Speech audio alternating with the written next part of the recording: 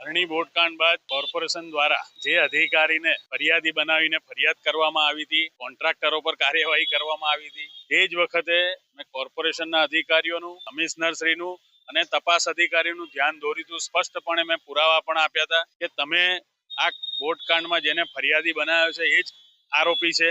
એ વત્તા એના ડિપાર્ટમેન્ટના હેડ, જે તે સમયના ડિપાર્ટમેન્ટના હેડ, જે તે સમયના પૂર્વ ઝોનના કાર્યપાલક, જે તે સમયના મ્યુનિસિપલ કમિશનર, આ તમામ લોકો ક્યાંક ને ક્યાંક આ બોટકાંડમાં જવાબદાર છે. ત્યારે આજે 1 વર્ષ બાદ તમે તપાસ પૂર્ણ કરીને એને 5,000 રૂપિયા એના પેન્શનમાંથી કાપવાનો ઓર્ડર કરો છો, એ બહુ શરમજનક, દુઃખદ બાબત છે.